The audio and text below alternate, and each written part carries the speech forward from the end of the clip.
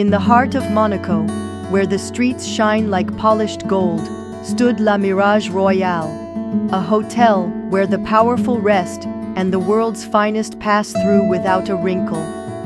And that day, beneath its towering glass archway, walked a woman in silence.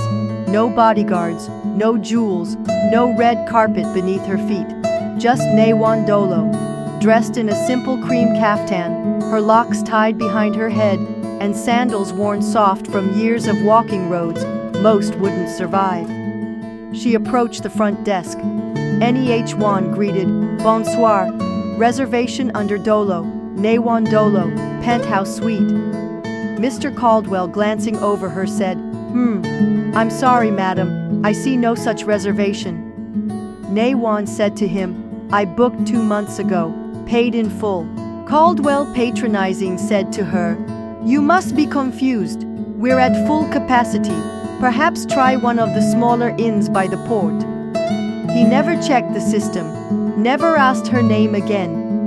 He saw a black woman standing alone and made up his mind. But Nehwon said nothing. She stepped aside, took out her phone, and calmly said, "Activate Sunbird protocol. Notify Mr. Legrand. I'll wait." She looked out the tall glass windows as the sea rolled in the distance. And for a moment, she was no longer a woman in Monaco. She was a girl, running. This incident reflected fresh memories, a flashback of her native Bong County, Liberia, 1992.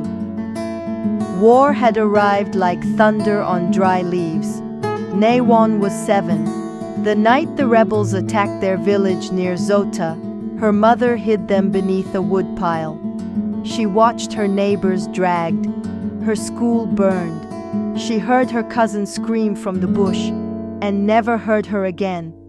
The girls were not spared. The boys were not protected. Children became soldiers. Daughters became silence. She lost her father that night. Her mother also few months later.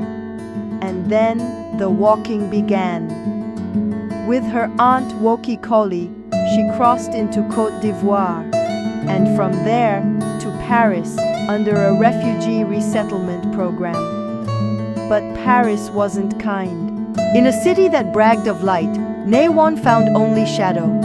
She slept near Gare de Lyon station, scrubbed bathrooms in cafes by day, was ignored, dismissed, insulted, daily. She spoke no French, but her voice sang. She sang to survive, on corners, under bridges, until one day, a music producer from Abidjan passed her singing near the Bastille market. He gave her a studio hour. She recorded one song. That song reached home, reached the world. By 24, she was performing across continents.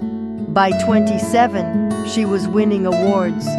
But she never forgot what her anti-woke said to her. "The world might love your music, child, but they'll still question your skin. So don't just sing for their pleasure. Buy the room, own the roof, name the building." Back in Monaco, 30 minutes had passed. The hotel buzzed with guests sipping wine and checking in. Then, the glass doors swung open.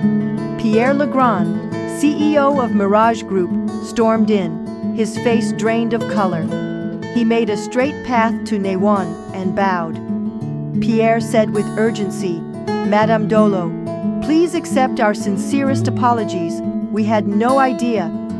Nehwon, even much calmer because of her past experiences, "You didn't care to know.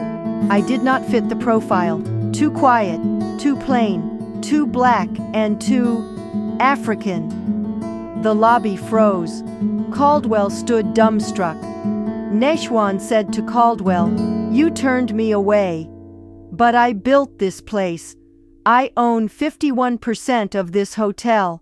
I am the reason your paycheck arrives." Nehwon didn't shout. She didn't ask for media attention. She didn't even fire him. However, she issued a new mandate. 10 full scholarships for Black girls and war survivors to study hospitality. Annual internships for Black youth at Mirage Properties. Cultural inclusion training for all staff. And a new plaque at the lobby entrance. Owned by Nehwon Dolo, in honor of those they tried to erase. That night, Nehwon stood on the penthouse balcony. The same room she had been refused, now silent, sacred. Below her, Monaco glittered. But she looked past it, toward the sky, toward home.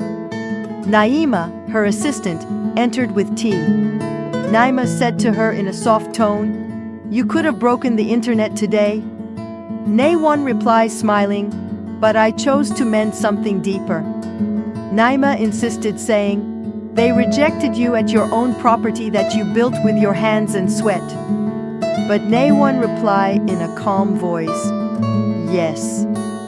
But I walked in with the key, not to a room, but to the whole house." They saw a woman and thought she had nothing. But she was a girl who fled war, a refugee who survived nights on cold streets, a singer who sang through grief, a woman who turned silence into empire. She is Nehwon Dolo, the owner they refused. A year later, she returned home, back to Bong County, but not as a survivor, as a rebuilder. She established the Sunbird Center for Healing and Hope, first in Gabaranga, then across 5 counties. Safe homes for orphans, therapy and training for rape survivors, shelters for women fleeing domestic violence, counseling for former child soldiers. Girls once called cursed were now called student, chef, nurse, queen. She didn't just build buildings, she built lives. One evening, she stood once again on the penthouse balcony in Monaco.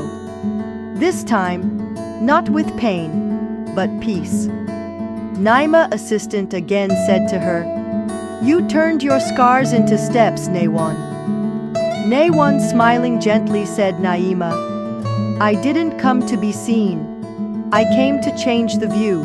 She is Nehwon Dolo, the girl who fled war, the voice they tried to silence, the owner they refused, and the mother of a nation reborn. Our cherished viewer, what is the moral lesson you've taken from this video? Please share your thoughts in the comment section. We'd love to hear your view. Thanks for watching News TV. For more inspiring African faith-based stories, don't forget to like, comment, and subscribe.